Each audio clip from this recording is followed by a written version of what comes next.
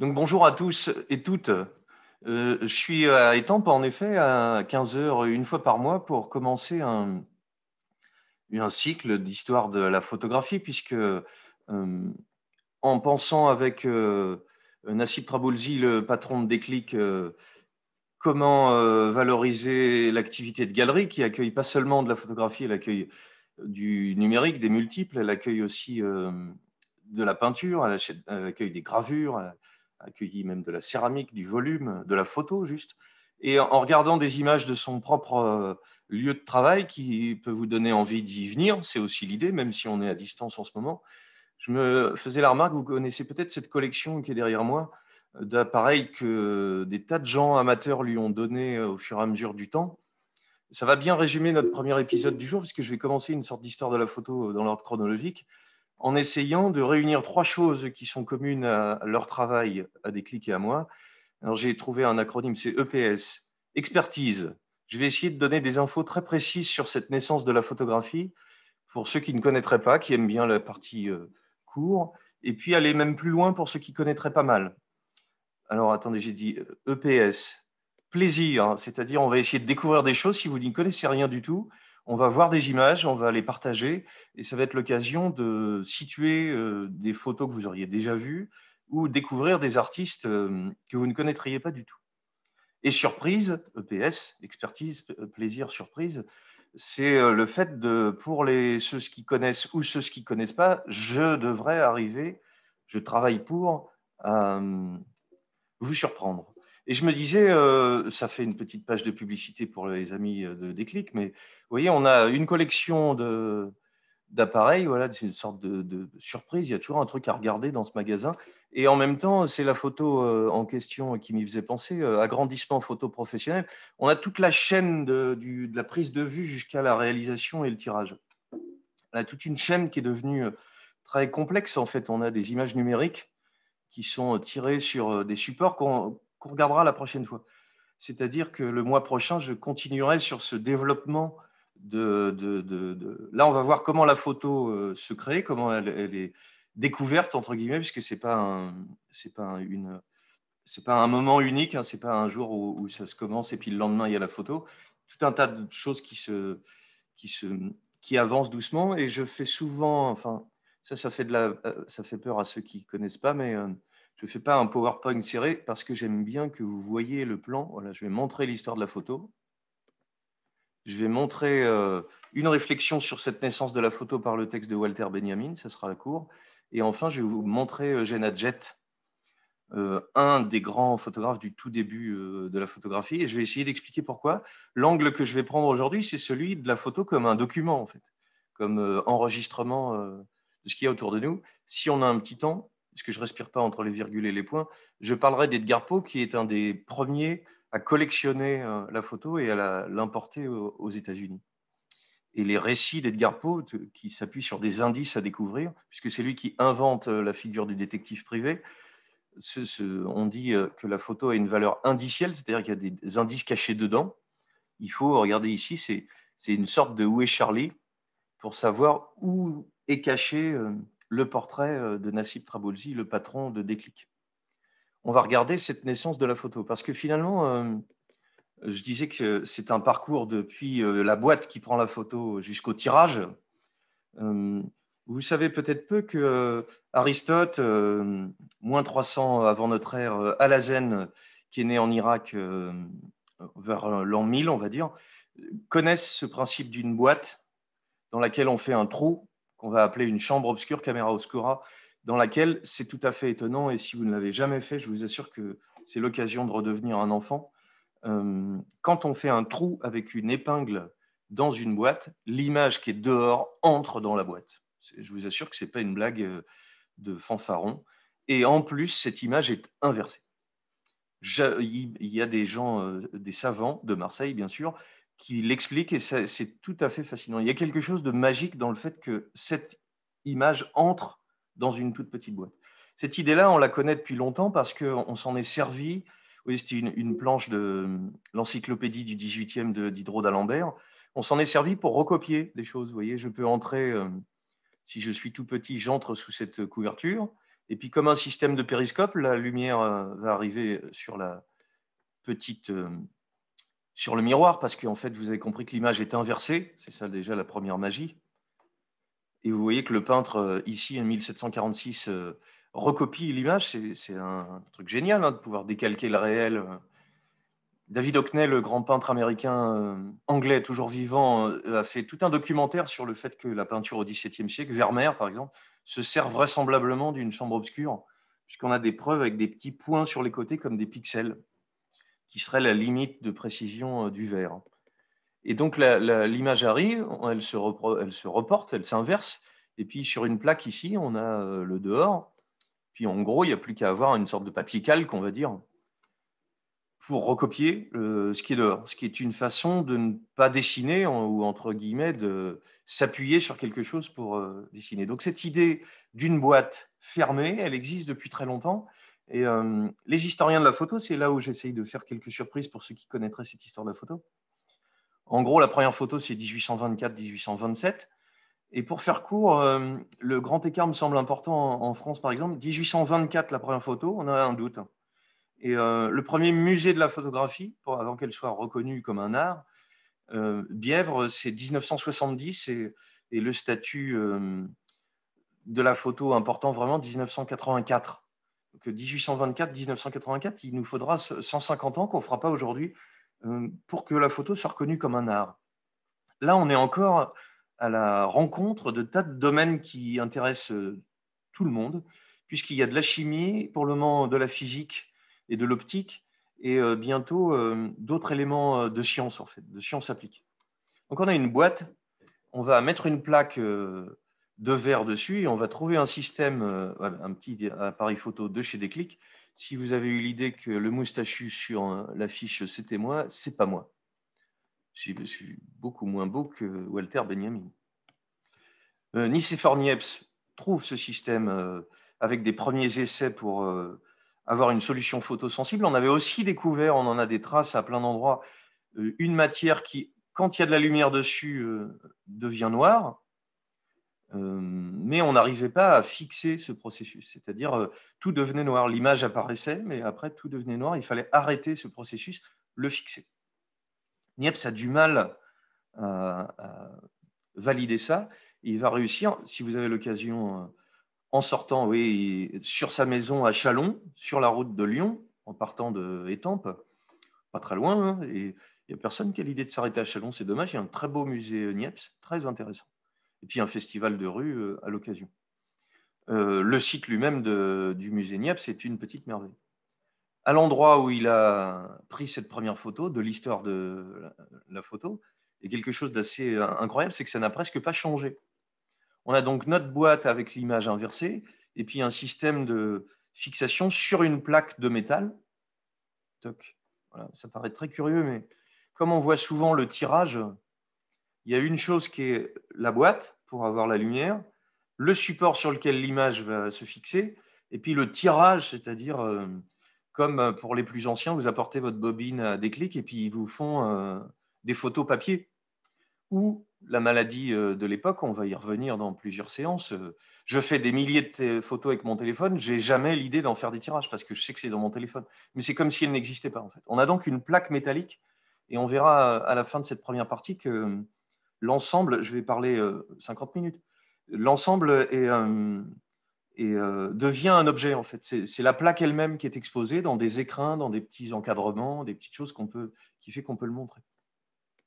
C'est un objet qui est très fascinant parce qu'il a quelque chose d'un peu fantomatique.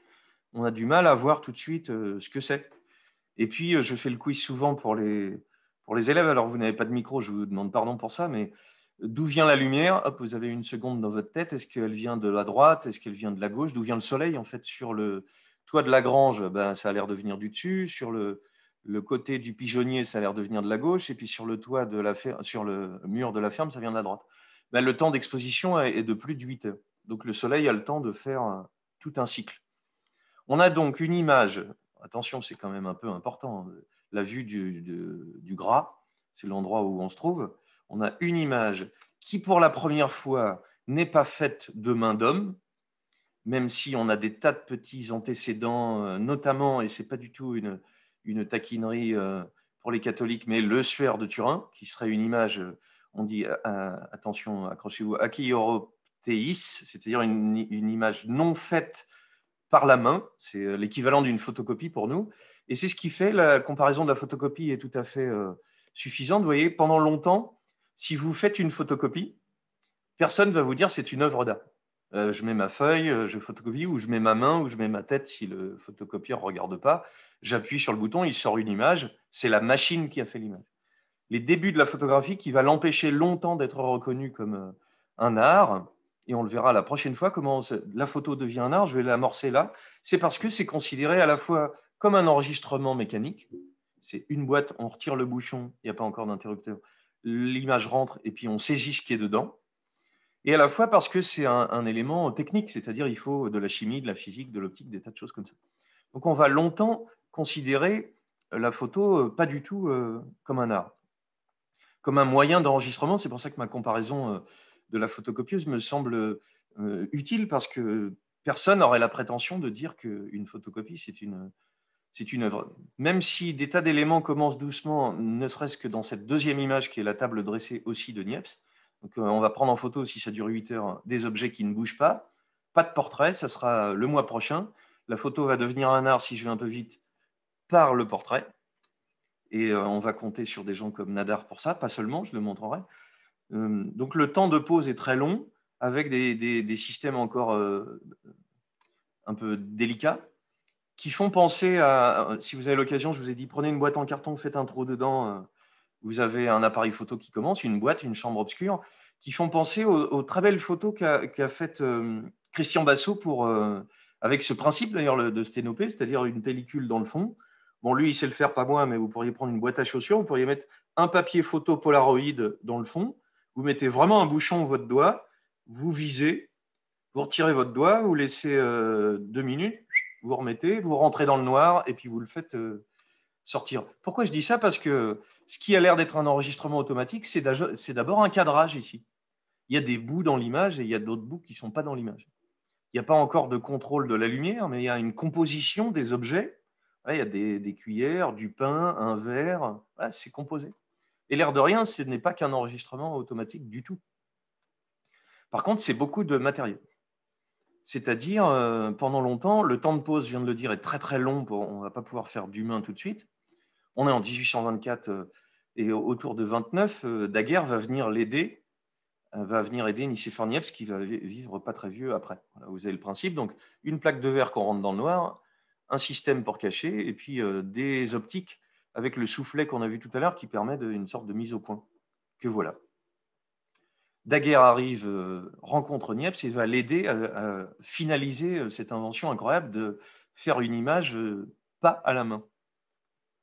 Alors, vous voyez, quand on regarde, il va y avoir d'ailleurs, avec des clics, notre association Préfiguration monte cette série de cycles de conférences, mais aussi avec le Christian Basso en question, bientôt, regardez la newsletter qui est envoyée, des sorties safari photo, puisqu'on a le droit d'aller dehors et de prendre des photos, et un peu après, du tirage, en fait, de la chambre obscure, aller dans les labos, mettre des trucs, ça, c'est possible, et c'est tout à fait fascinant. Alors, il y a un côté magique. Toutes les étapes, vous voyez, il y a du chaud, il y a du froid, il y a des tas d'éléments qui font que se balader en 1830 ou en 1840 pour avoir vu, il y a beaucoup de ce matériel, il vient, les photos notamment du musée de la photo de Bièvre dans l'Essonne, vous pouvez regarder leur site internet qui est très très bien fait. Et on va pouvoir commencer à faire de la photographie pour tout le monde, même si pour garder les produits chimiques au frais, on va, quand on fait des photos en plein désert, emmener des caisses de glaçons, des trucs incroyablement compliqués. Voilà, dépôt de cette invention, le daguerréotype, qui ne va pas s'appeler photographie tout de suite, photo, lumière, graphie, écriture, écrit par la lumière. Là aussi, il n'y a pas encore tellement d'auteur, il n'y a pas de la main de quelqu'un. J'en profite pour vous donner une petite touche d'optimisme sur la France, puisque c'est là que c'est inventé. Daguerre a l'idée de le déposer à la fois à l'Académie des sciences, puisque c'est une invention technique, à la fois à l'Académie des arts, parce qu'il a l'intuition, une intuition amusante d'ailleurs, que ça peut être un support de diffusion des images, comme des photocopies, entre guillemets. prendre des photos de sculptures, prendre des photos de gravures, et au lieu de les recopier, prendre des photos de peinture, les diffuser de cette façon-là. C'est un des enjeux du début de la photographie, c'est celui, une fois qu'on va savoir capter ce qui est devant nous, et qui est déjà assez magique comme procédé, un système de multiples qui va permettre de diffuser l'image. Et la chose qui peut vous donner une petite touche optimiste, on en cherche, c'est qu'on n'est pas très loin après la Révolution française. L'Académie va décider de ne pas vraiment déposer de brevet au nom de Daguerre, mais de l'offrir à l'humanité. Si c'est pas beau de faire des choses comme ça. De penser que c'est une invention qui est trop importante pour qu'elle ne soit pas donnée à tout le monde. On vous embrasse, les gars. On va essayer d'assurer derrière un daguerréotype avec tous les effets qu'on retrouve aujourd'hui dans les sténopées d'aujourd'hui, hein, c'est-à-dire une espèce de, on dirait un dessin, on dit parce qu'il y a quelque chose d'un peu flou sur les bords, que les procédés de tirage sont un peu imprécis, et puis on en parlera la prochaine fois. On est encore habitué à la peinture, et donc on a un peu, et à la gravure dans les journaux qui se sont diffusés sur ce 19e siècle, qui ont explosé. Ça va arriver que ce soit la photo qui remplace la gravure à la main, mais on a dans le processus qu'on appelle artification, c'est-à-dire comment quelque chose devient de l'art, c'est la même chose pour le cinéma, c'est la même chose pour la bande dessinée, c'est la même chose pour le jeu vidéo bientôt, c'est en cours. Il y a des critères que les sociologues ont analysés, trois.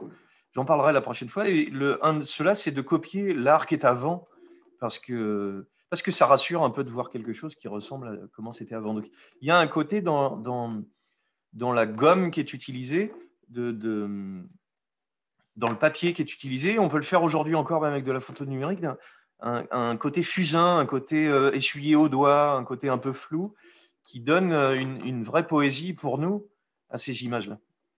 Et soit dit en passant, c'est une des fausses idées que je rencontre le plus. Là, on est en 1840, et l'impression soleil levant, c'est 1872. On me dit souvent, je le vois passer, puis c'est pas très grave, hein, on découvre que l'impressionnisme remue et montre le mouvement parce qu'elle est influencée par la photo. C'est deux fois faux. À la fois parce que la photo, justement, elle veut pas de flou, elle ne cherche pas du tout le flou, elle ne cherche pas le mouvement, elle cherche la stabilité et le point, la netteté. Et un petit stage en safari avec M. Basso permettra de réviser cette histoire de netteté, même si vous êtes myope. Mais aussi, cette idée de mouvement, elle vient de l'estampe japonaise pour les impressionnistes. Et puis, je viens de le dire, 1840, 1872, il ne faut pas prendre le 19e siècle pour des nounouilles. En 30 ans, ils sont quand même au courant que ça existait.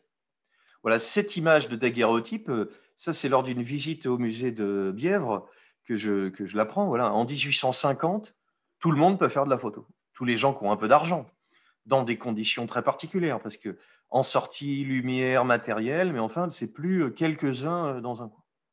Et c'est ça qui m'intéresse de montrer aujourd'hui, parce que ce système de Niepce, je l'ai pris dans le Chronique de l'Humanité, qui est un très chouette livre. Voilà, Niepce s'associe à Daguerre, ils arrivent à fixer sur une plaque de cuivre avec de l'iode et du sel marin. Et par contre, elle a un inconvénient, l'invention de Daguerre, c'est qu'elle fait un positif, c'est-à-dire la plaque de métal que je vous ai montrée, on ne peut pas la reproduire. Et aujourd'hui encore, on fait une photo de la plaque de métal pour en faire un multiple. C'est très drôle pour les demi-vieux qui m'écouteraient, c'est que cette idée d'avoir un négatif pour faire plusieurs, les gamins qui n'ont jamais vu de négatif, que j'ai en cours, qui ont 20 ans, voilà, pour le numérique, il n'y a pas d'idée de négatif de multiple, en fait. C'est l'image, cette multiplication n'a pas de sens, entre guillemets. En 1840, il y a un autre photographe qui est tout aussi important, mais comme on est un peu des franchouillardos centrés, on ne s'intéresse pas aux Anglais. Il s'appelle Fox Talbot, et il a lui-même, c'était dit tout en bas, voilà, il découvre un procédé pour fixer une image négative sur un papier. La photo sur papier n'arrive pas tout de suite, elle est d'abord sur des plaques, verre, métal. Ce que Fox Talbot fait et que j'ai envie de partager avec vous parce que c'est très beau, c'est à la fois, il vient à Paris à un moment donné, il y a toutes des grandes difficultés de savoir qui est le premier, qui a trouvé le procédé en premier. Et un philosophe de la photographie qui s'appelle Wilhelm Flusser dit qu'il y a quelque chose qui est... Il est mort, il ne sera pas mécontent si je caricature sa pensée, mais il y a un truc dans l'air du temps qui fait que c'est pas que c'est dans l'air en Angleterre et en France d'inventer la photo, c'est qu'il y a des tas de gens qui cherchent cette idée d'image multiple parce que la gravure ne suffit plus et que la modernité, les recherches en chimie, en optique font que c'est en train d'arriver en fait. Et donc, quelque chose arrive dans plusieurs pays en même temps, c'est une confluence qui n'est pas magique en fait, qui est un peu logique. Voilà, les premières photos de Talbot sont aussi très belles parce que comme il y a un temps de pause très très long, on a des images avec, on pourrait appeler ça un piqué, avec des millions de pixels, qui fait que je pourrais zoomer dessus et avoir un rendu de chaque brin d'herbe. Ce qu'on va ne pas avoir dans des images un peu floues comme celle-là. Alors, des éléments qui sont nets, d'autres pas. L'invention récente du nombre de pixels transforme notre regard, en fait, transforme le zoom qu'on peut mener sur l'ensemble. Voilà, encore des photos de Talbot, parce que je voulais vous parler de cette invention, de comment techniquement elle s'est développée, mais comment elle pose un problème de reproduction, puisque ce n'est pas encore un multiple. Et c'est loin d'être de l'art, même si ce qu'on a là, pour nous, c'en est. Il y a sans doute quelque chose du passé, quelque chose de fixer ce qui n'existe plus, mais aussi dans le procédé lui-même, dans les textures des noirs, dans les nuances, dans le fait aussi de prendre en photo des choses simples. Je pense quelque chose qui n'est pas que de la nostalgie, qui est un type d'image, là, elle est carrée en plus, c'est tout à fait. Ça donne pas le même effet que ça. La qualité de noir, la densité du noir fait que les gris sont plus nuancés, c'est tout à fait plaisant. Et puis il y a quelque chose qui a rapport, je le disais, dans les matériaux employés avec le dessin, en fait. On a quelque chose qui a une sensualité comme le dessin. On n'est pas du tout affaire à quelque chose comme une machine. Et Talbot fait autre chose qui est très rigolo, qu'il faut faire avec vos enfants ce week-end. Le voilà à droite dans son atelier anglais, et on va commencer à avoir des systèmes. On est en 1846, je prends cette image pour montrer que voilà, la photo s'est lancée, là, ça va se diffuser. C'est ce que je voudrais expliquer aujourd'hui, c'est comment de documents, elle va déjà être en grosse diffusion. Voilà ce que fait Talbot, par exemple. Non, c'est Daguerre, ça. Dans l'idée qu'on puisse s'en servir comme système de reproduction, dans les musées, il y a plein de fossiles. On peut se servir de la photographie comme un outil de conservation. Et quelquefois, quand on n'a plus les objets, on est content d'avoir la photo. C'est le cas pour des peintures qui ont été détruites pendant la guerre. On a des photos et on peut conserver ça. Et aussi la diffusion par l'impression et la circulation des images. Ce que Talbot fait et qu'il faut que vous fassiez avec vos enfants, c'est, vous devez connaître ça en fait, avec une photocopieuse. Alors Man Ray fera ça dans les années 1920, le surréaliste américain. C'est comme si vous mettiez sur la photocopieuse l'objet lui-même. Alors vous allez me dire, j'ai pas de photocopieuse. Prenez un scanner. Vous mettez vos clés, une épingle à nourrice, un slip, un bonnet, n'importe, et puis vous essayez de composer, vous avancez, et puis vous faites une photo. Une photo, accrochez-vous, sans appareil photo, puisqu'on se sert de la photosensibilité, de la plaque ou du papier pour envoyer un faisceau lumineux et révéler l'image. Une image qui va beaucoup plaire aux surréalistes, justement. C'est pour ça que Man Ray, Molinagui, d'autres artistes vont s'intéresser à ces photos qui sont des documents, en fait, qui sont des systèmes d'enregistrement du monde, des essais aussi, qui ont, par leur simplicité, une jolie poésie pour nous. Et puis, une qualité graphique aujourd'hui qui est chouette, hein, parce que ça ressort, ce contraste donne presque une impression de dessin, c'est le cas de le dire, mais un dessin abstrait. Voilà, quand on met la photo et puis son inverse, c'est tout à fait sympa. Voilà, ça c'est Henry Fox Talbot. On est autour de 1840. Voilà, Trafalgar Square. Vous voyez la légende, voilà le Parlement, Monsieur de Sainte-Croix, c'est pas Talbot, Victoria Albert Museum. Là, vous allez pouvoir vous régaler à la BNF, au MoMA, au Victoria Albert Museum. C'est pas du tout parce qu'on est occupé que je vous dis ça. On a une capacité de voir des images en ligne qui est prodigieuse et sur laquelle vous pouvez même scanner, c'est-à-dire zoomer. Vous pouvez faire des captures d'écran. On peut avoir des images qui sont merveilleuses. Alors, la fin de ma première partie, j'y arrive. Qu'est-ce qui fait l'amorce de passer de document à art, puisqu'on a juste un enregistrement du monde, soit directement en le posant, soit en le laissant en pause longue. C'est pour ça qu'il n'y a pas grand monde dans les rues, hein, encore, puisque le temps qu'il y ait impression de l'image, 4 minutes, 8 minutes, les gens sont passés, et même pour un portrait, c'est assez compliqué. Ça arrivera le mois prochain, revenez. C'est pareil, c'est un plaisir de vous accueillir. Le premier, il s'appelle Gustave Legray. Il va être, le voilà, il va faire des images qui peut-être il y a 20, 30 ans, coûtait encore, allez, 1 000 €. Aujourd'hui, ça vaut 50 ou 100. Et c'est entré au musée d'Orsay. Parce qu'il y a encore 20, 30 ans, cette histoire est récente, hein. Je parle d'il y a 150 ans, la naissance de la photo, 1840, allez. Vous allez me dire, ça fait 2 siècles maintenant. Mais on a longtemps pris ces éléments comme des documents, en fait. Rien de plus. Voilà, un enregistrement du monde, bon, bah, voilà, c'est les reflets de l'eau dans un château. Et qu'est-ce qui est assez impressionnant chez Gustave Le Gray? Premièrement, il a une formation de peintre. Il apprend à peindre avec de la roche, avec des Jean-Léon Gérôme, des artistes académiques du 19e siècle, dans ces années 1850. Là, ça, il va exposer au salon, mais ça ne va pas marcher. Il va être reconnu et un merveilleux photographe comme pour sa composition, en fait. Si on rentre dans l'image, on a cette espèce de clarté qui est accentuée par le grand blanc qui est là, et puis ce bateau qui est net, précis, tout noir, foncé. Les tireurs d'élite du studio Déclic qui me regardent savent que c'est presque impossible en prise de vue d'avoir un piqué comme ça noir avec un truc dégagé derrière. Bien sûr, les gars, ils ont triché. Il a fait plusieurs plaques. On a, pour ce qui est considéré comme un de ses chefs-d'œuvre, une plaque pour le ciel, c'est-à-dire il va prendre la photo du ciel avec un temps d'exposition X pour avoir des nuances de gris, prendre une photo de la mer avec un temps d'exposition Y, et puis il va sur le tirage mettre ensemble. On le voit d'ailleurs quand on le sait, parce que les beaux noirs qui sont en bas, qui donnent cette force au blanc de la vague, allez prendre en photo des vagues ou allez les dessiner, vous me direz des nouvelles si c'est fastoche. Ben, ce contraste-là d'un très très beau noir assez profond avec des nuances de gris dedans, qui fait bien ressortir le soulèvement de la vague, on n'a pas du tout ces noirs dans le ciel. Et c'est presque un peu choquant quand on le sait. Petite retouche euh, WordPress, GIMP, vite fait, ça serait peut-être mieux, hein. Gustave Le Gray, avec son sens de la composition qu'il a appris en peinture, va jouer des premiers plans noir, blanc, gris, noir, blanc. Vous voyez, toute une alternance de plans qui fait que l'image n'est pas juste une observation du monde, n'est pas juste une capture de ce qui est devant nous, mais est très composée. On va avoir un gros nuage, il faut attendre, ou alors faire du photomontage, un gros nuage sur le côté, et puis ce bâtiment qui est une merveille qui va sortir de l'image. Regardez comment il est sur la ligne d'horizon, mais pas tout à fait. Cette sortie d'image, on l'a en bas, sur la droite. Hop, c'est pas tout à fait parallèle au bord, c'est plus bas ici, ça remonte sur le côté. C'est l'occasion, si vous aimez la photo ou le dessin, de regarder comment c'est fait. On a une espèce de Z, vous voyez, hop, ça part du bas, ça monte. Hop, ça remonte sur le côté. Hop, ça remonte sur le côté. Hop, il y a tellement de Z qu'on ne s'arrête plus. Hop, et ça ressort sur le côté. On pourrait le faire comme ça, on le verra encore mieux. Toc, toc, toc.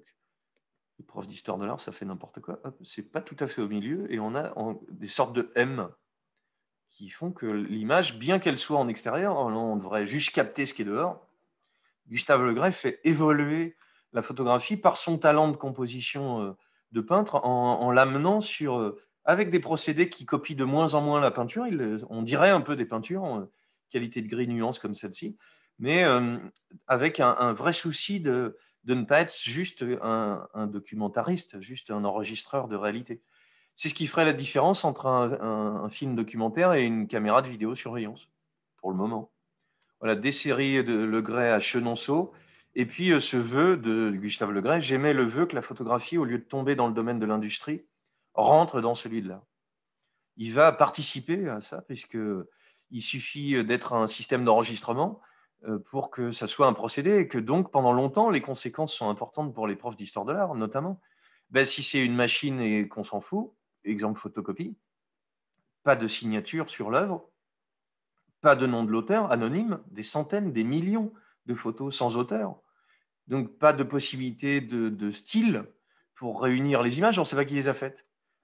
Pas de date, pas de source pour savoir où c'était, qui l'a faite, comment. Gustave Le Gray, pour finir, c'est un vrai merveilleux artiste, va faire le premier, la photographie de l'impératrice Eugénie. C'est-à-dire, c'est le premier portrait officiel mondain de politique. C'est-à-dire que le politique en France va commencer à comprendre que la photographie n'est pas qu'un système d'enregistrement qui peut être aussi une façon de diffuser l'image. J'en profite parce que je suis évrophile, c'est-à-dire j'habite Évry et cette histoire me passionne beaucoup. Pour vous montrer, j'ai dit, on avait de l'expertise, du plaisir, j'espère qu'on le partage, et des surprises. Olympe Aguado, son nom vous dit quelque chose si vous êtes déjà baladé à Évry, c'est parce que son père avait un château et qu'il était riche comme tout et qu'il y faisait venir Rossini, par exemple, pour composer ses opéras. Olympe, le fils, c'est chic hein, comme prénom, est élève de Gustave Legray, puisque là, on est dans les proto-historiques, hein, c'est les photographes du tout début. Donc, c'est pour ça qu'aujourd'hui, difficile de trouver des images, vous allez être surprise. Comme il habite Évry, voilà une photo de son château à Évry. Vous allez dire, on s'en fout complètement, c'est pour vous montrer à la fois que l'image est arrondie, que le piqué, c'est lui qui est en autoportrait sur sa propre image, donc l'idée de construire une image complexe avec des tas de nuances. Et puis, regardez, hop, je crois que je suis sur eBay. Non, j'étais sur une salle de vente, voilà, ça coûte 1 500 €. Autoportrait devant le perron du château de Petitbourg à Évry. Pour vous dire, c'est pas pour une œuvre. Alors, est-ce que c'est de l'art? C'est un multiple. Mais quand c'est un tirage de l'époque, ça a une valeur importante. Vous allez me dire 1 500 €, enfin, c'est quand même pas mal. Si on est nombreux sur le coup, ça va augmenter. Je voudrais vous montrer pour finir cette partie-là que les images circulent tout le temps.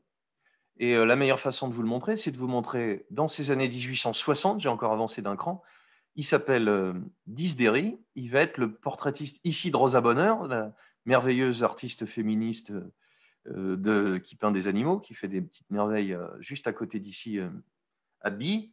Voilà, des portraits que j'ai trouvés sur le site de la BNF. Voilà, un petit photographe de l'empereur, boulevard des Italiens, un logo, signé en bas, même si on s'en fout un peu de qui l'a fait, mais Disdéry devient le photographe de carte de visite, reconnu, sous forme d'album, qu'on peut diffuser partout. En 1860, il y a de la photo partout, partout, partout. Et c'est le portrait qui va être un des enjeux pour qu'elle devienne artistique et pas juste un enregistrement. Parce que Disdéry, j'en ai pris un tremplin, hein. C'est tout à fait, c'est génial en vrai. On va aussi faire on a des compositions. Il faut venir chez Déclic, là vous pouvez, un petit rideau, hop, vous asseyez avec votre canne, votre chapeau, c'est pas que du portrait de la vie de tous les jours, hein. Hop, hop, hop, hop, on joue. Et on a une série d'images. L'image va devenir un moyen de diffusion de sa propre, de sa réputation en fait. C'est une occasion de le faire savoir. L'épisode qui viendra la prochaine fois, c'est celui où on parlera de Nadar, qui a un grand atelier. Lui aussi a commencé comme dessinateur, caricaturiste de grand talent, et il va devenir un des plus grands photographes de l'histoire de la photographie. Nadar est un pur génie. Dans cet atelier que vous avez sous les yeux là, en 1874, il y aura la seconde exposition impressionniste. Et je montre juste d'autres images vite fait, anonymes, pas connus, des daguerréotypes, plein de gens, des merveilles qu'on trouve partout, qui montrent que les images, elles sont partout, partout, partout, partout. Et dans cette préhistoire de la photo, pour ceux qui connaîtraient tout ce que je viens de raconter, les chercheurs américains plutôt d'aujourd'hui, et je vais parler de Clément Chéreau qui a travaillé pour le MoMA et qui est français, qui s'occupe de la collection de photos, se rendent compte que toutes ces images anonymes participent de cette diffusion immense de l'histoire de la photographie.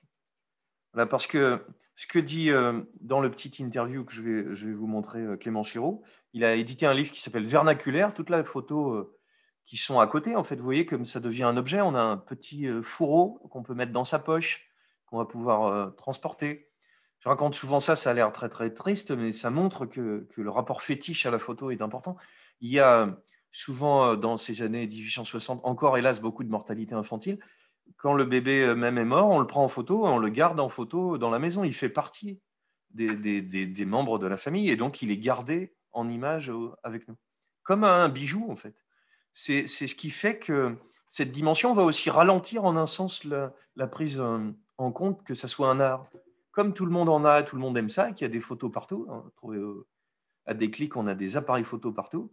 Voilà, cette diffusion, elle est énorme. Et ce que dit Clément Chéreau, qui est très rigolo, c'est qu'il dit pourquoi est-ce que vous avez parlé de vernaculaire? De nombreuses pratiques figurent dans le livre, renvoient au domestique, c'est-à-dire à ce qui est dans la maison. Au-delà des photos amateurs, un grand nombre d'images circulent dans le cercle domestique. Le portrait fait chez le photographe, la photographie de mariage, le constat de dégâts des eaux. Voilà, il y a de la photo partout, en fait. Et ce n'est pas votre constat de dégâts des eaux qui fait que vous allez penser que vous êtes artiste, les gars. Vernaculaire décrit aussi des objets que les Américains appellent homemade. C'est pour ça que je montre cette petite image où on le tient dans une main, qui a l'air d'échapper au marché de la photographie. Le vernaculaire, c'est une définition à 3 branches liée à l'utile et au domestique.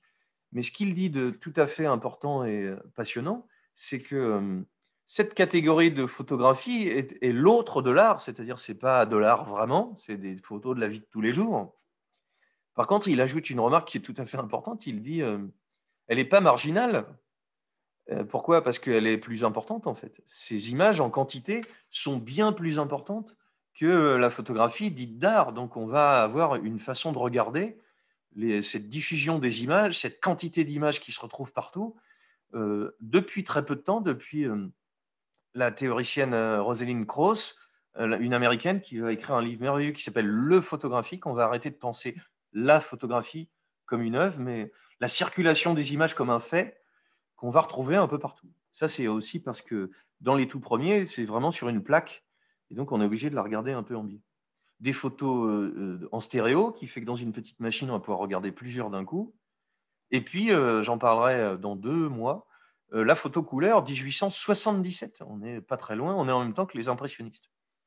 Et pas mal de théoriciens, c'est aussi la relecture de cette partie vernaculaire, par exemple, comment la photo d'art est regardée vis-à-vis de toutes ces infos de photos amateurs qui est autour. Cette petite phrase qui est dans le livre de Walter Benjamin, une sorte d'intuition géniale de Paul Valéry, comme l'eau, comme le gaz, comme le courant électrique, on est en 1920 quand il dit ça, viennent de loin dans nos demeures répondre à nos besoins moyennant un effort quasi nul. Là, tu tournes le robinet, tu as de la flotte tout de suite. Ainsi, un jour, on va dire, serons-nous alimentés d'images visuelles ou auditives naissant et s'évanouissant au moindre geste, presque à un signe. Tout arrivera comme ça. Si je le dis vite fait, Paul Valéry a intuitivement découvert Internet, bien avant tout le monde. Et c'est reproduit dans le livre dont je vais vous parler vite fait. Clément Chéroux, voilà, avant l'avant-garde, comment cette photo, dans cette bascule, ce nœud de 1890-1940 va se transformer. Et ce livre, qui était une petite merveille vernaculaire, c'est-à-dire toutes les photos amateurs, cartes postales, dégâts des eaux, cartes de visite, toute la pratique de la photo qui fait qu'il y a plus en quantité. Mais quel est le critère qui va dire c'est de l'art ou c'est pas de l'art? Pour le moment, c'est encore un document. Et c'est avec ce regard-là que Chéroux va écrire aussi un livre assez gros, tout à fait passionnant sur Walker Evans, qui est le grand photographe de la crise de 29-30 aux États-Unis, qui va prendre en photo des pauvres gens dont vous connaissez au moins une des photos, on la verra bientôt, mais va s'intéresser dans ce livre à tout ce que collectionne Walker Evans à côté, c'est-à-dire aux États-Unis, il y a très tôt cette idée de vernaculaire, c'est-à-dire, alors vernaculaire, on pourrait dire un autre mot, folk, peut-être ça pourrait être ça, hein. C'est-à-dire le fait que en France, ça mettra un peu plus de temps parce que on va longtemps avoir, pardon, ignorance de ces pratiques annexes. Comme le premier musée va arriver dans les années 1970, quand la reconnaissance par les musées va arriver, on va s'intéresser tout de suite à la photo d'art et aux artistes qui ont travaillé dessus. Aux États-Unis, on a la première exposition de photos qui va intégrer de la photo amateur comme ça en 1944, 40 ans quasiment avant la France. Donc ce rapport à la photo amateur, c'est aussi un merveilleux livre d'une femme photographe merveilleuse, très facile à lire, Photo et société, comment les photos deviennent les paparazzi, les journaux, comment l'image, et c'est là où on peut peut-être appeler ça le photographique, comment l'image va se mettre à circuler partout. Le petit extrait de ce que dit Clément Chéroux, ça vient de ce petit livre d'art presse. Je vous laisserai prendre les références juste à la fin, n'ayez pas peur. J'ai dit que ça rentrait dans 50 minutes. J'avais dit 40 minutes ou 50. Ça, c'est pas très long. Il y en aura que pour 7 heures, je plaisante. Le premier qui va écrire sur l'histoire de la photo comme pensée, et je serai très bref, c'est des très petits extraits. Walter Benjamin. L'œuvre d'art à l'époque de la reproductibilité technique. On pourra déjà faire une disserte sur le titre. Il y a reproduction technique, c'est pas fait à la main, et donc l'œuvre d'art va changer. Résumé. Walter Benjamin, vous connaissez sa moustache. Il rappelle qu'il est du principe de l'art d'être reproduit. Par exemple, vous faites des copies quand vous êtes jeune apprenti. Et c'est comme ça qu'on diffuse les images. Donc, cette idée d'image multiple, c'est ancien. Voilà. Principe de gravure, imprimerie, diffusion. La plus vieille gravure qu'on ait en stock, c'est une petite merveille, ça s'appelle le bois Prota 1370. C'est très beau de fragilité presque. Le tirage, toc. La matrice, le tirage. L'enjeu à venir, facile à vous résumer, c'est que comme la gravure, c'est un multiple, on peut faire plusieurs feuilles. Lequel est l'original? Il n'y en a pas. Est-ce que ça, c'est l'original? C'est la matrice. Est-ce que ça, c'est l'original? Non plus. Il y a un nombre de tirages donné. Ce que Walter Benjamin va commencer à penser, c'est que cette circulation des documents et des informations, elle est au cœur de la logique de la photo, et c'est en ça qu'elle est différente de la peinture. C'est en ça qu'elle a un point commun avec le cinéma. Quand vous êtes devant un film dans une salle de cinéma, vous ne vous dites pas « je suis devant l'original ». Cette idée de multiple vous va. Voilà, vers 1900, résume Benjamin, la reproduction technique atteint un niveau tel qu'elle peut s'appliquer à toutes les œuvres d'art. Mais justement, elle est en train de faire ce que je vous raconte, elle va transformer la façon de penser l'art. Exemple simple, Gustave Le Gray, on va regarder le monde autrement.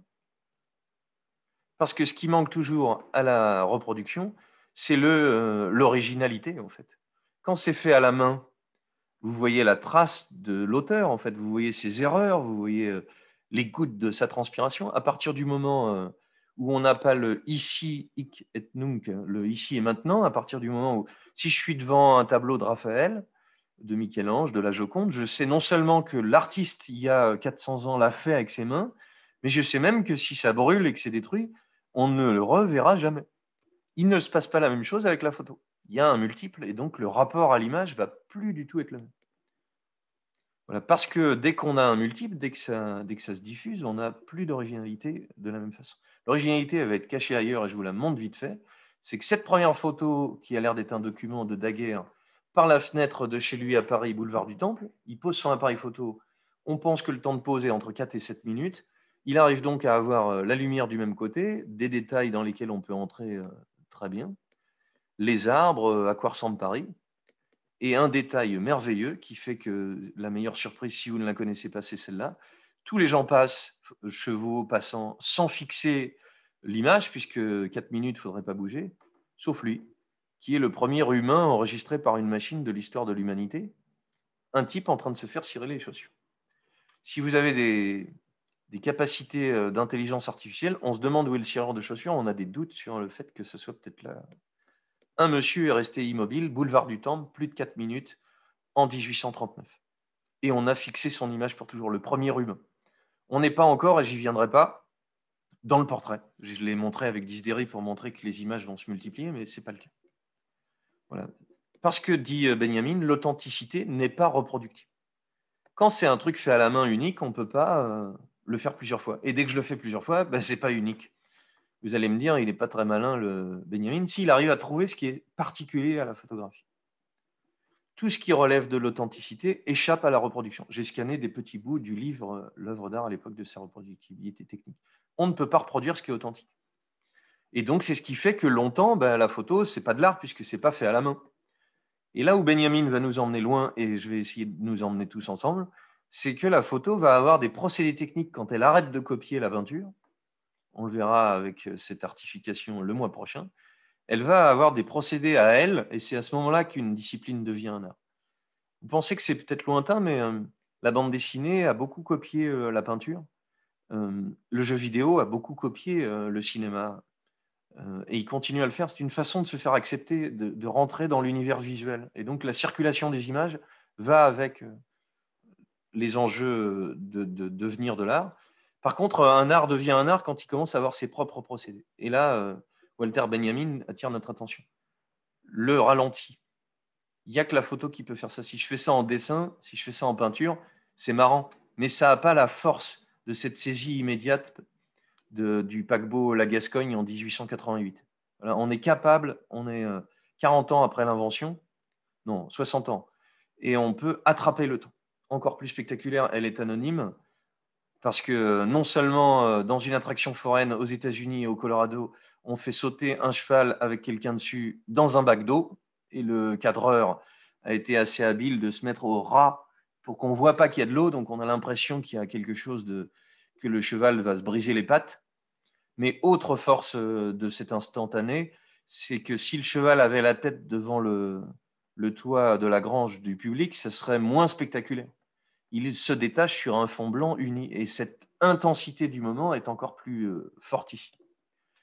Ralenti qu'on peut avoir grâce à la décomposition par l'appareil photo, un appareil photo inventé exprès par ici c'est Demeny, mais c'est Muybridge ou Marey. Voilà, on peut sur un fond noir avoir les décompositions de l'image du mouvement que l'œil humain ne pouvait pas voir.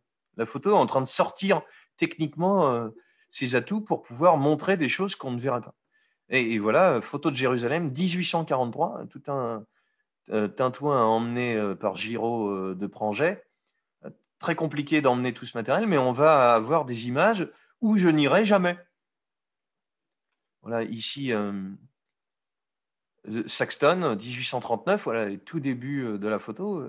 L'image va me montrer, la photo va me montrer des lieux où je n'irai pas, va me montrer des choses que je ne peux pas voir, dans des endroits où je ne peux pas être. La reproduction technique, dernière chose, et ce n'est pas des moindres, va emmener par le système de reproduction l'image ailleurs. C'est-à-dire, je ne sais pas comment c'est la Lune, je ne peux pas y aller, mais en plus, je peux diffuser dans des livres ces images-là.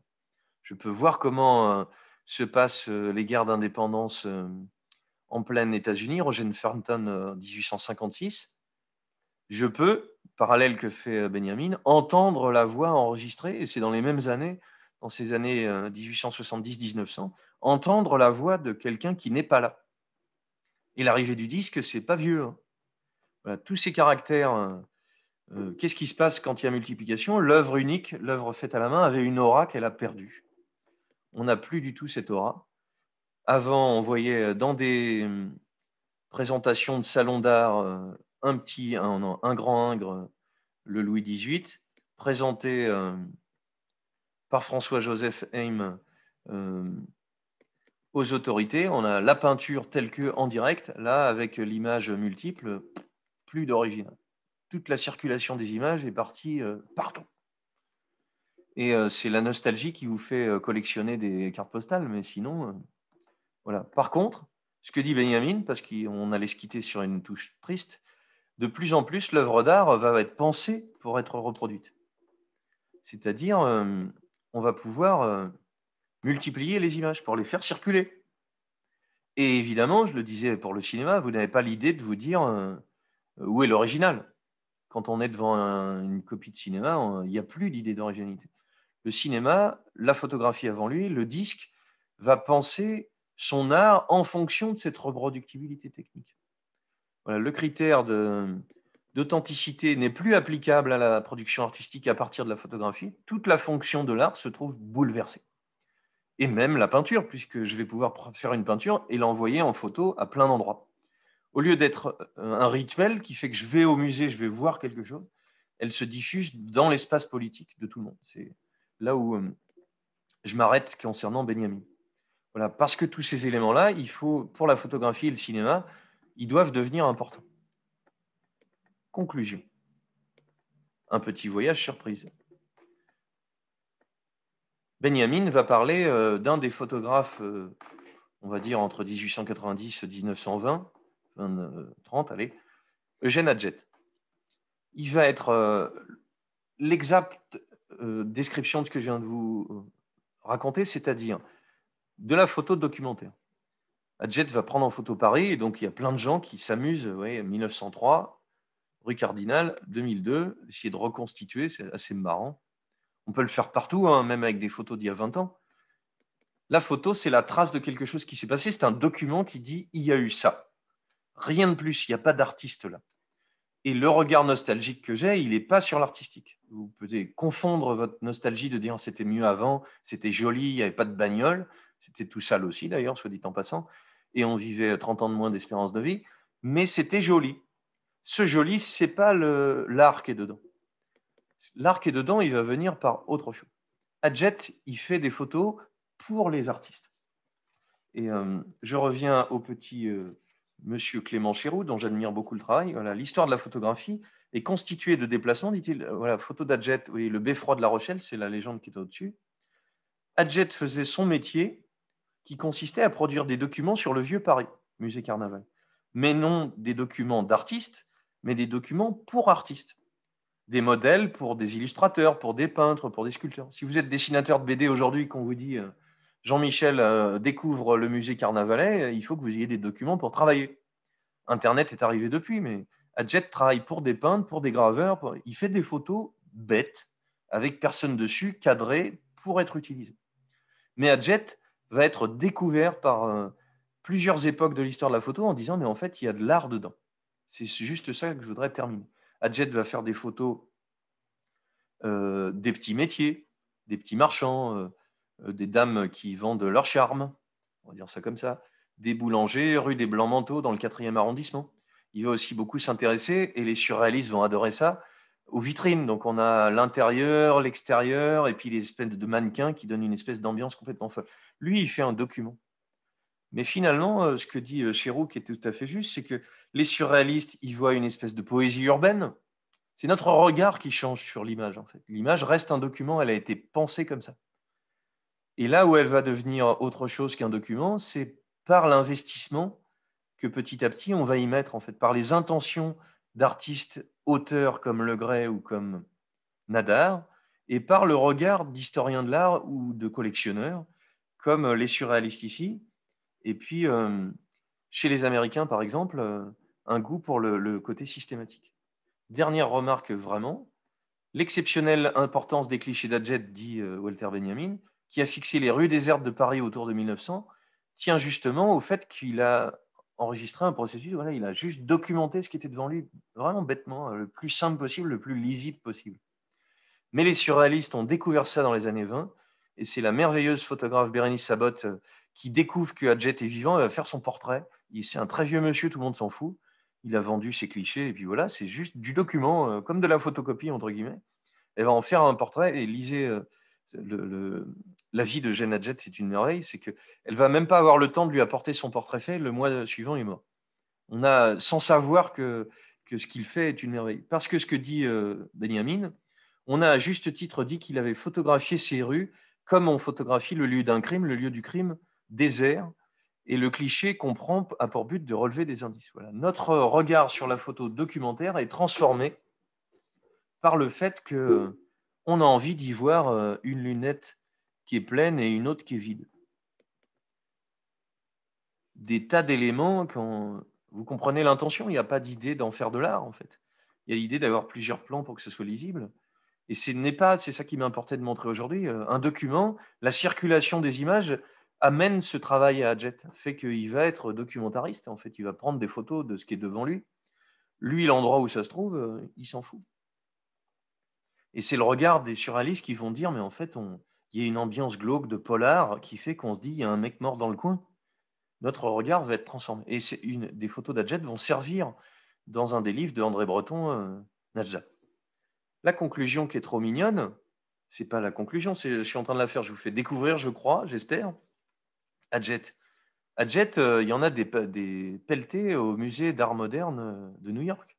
Et si vous regardez la capture d'écran que j'en ai faite, des choux, des dahlias, des choux carrés, tout est rangé comme une espèce d'encyclopédie visuelle. Des bananiers, il y en a plein, plein, plein. Mais la petite surprise, si personne n'a été surpris jusque-là, la voilà. Au MoMA de New York, il y a la maison Diane de Poitiers d'Étampes de 1907. Parce que le musée d'Étampes en avait fait une petite exposition très chouette. C'est sur la ligne de train, et donc Adjet, il a pris le train, il est venu à Étampes, et il a fait des photos d'ici, en 1907. Des purs documents qui à la fois ont le merveilleux de l'historique, en fait, de comment c'était avant, et nos amis historiens d'Étampes se profiteront bien, ils connaissent ces images, hein, de les faire revoir autrement. Alors, comme il y a des Étampois qui regardent, je leur laisse un petit peu. C'est quand même absolument génial, puisque le même lieu que ce qu'on connaît, le même endroit, les Étampois corrigeront, c'est la bibliothèque, je dirais bien, moi. Monsieur Vingler ou Duchesne pourrait me confirmer. Voilà, cette collection-là, l'apparition du nom Étampes dans l'histoire de la photo à New York, au studio de Déclic. Et j'ai ajouté cette image-là qui est importante, c'est que vous voyez, elle est rendue, cette image, là on a Notre-Dame, sur une feuille, là je l'ai prise dans le musée dans l'Institut national d'histoire de l'art, c'est une feuille avec la date, la légende dessus. C'est pas du tout une photo d'art. Voilà, c'est à quel endroit c'est, comment on se repère. Il faut que ça soit bien légendé, en fait. Il faut qu'on comprenne à quoi ça sert. On est face à une utilisation de l'image qui n'est qu'un document.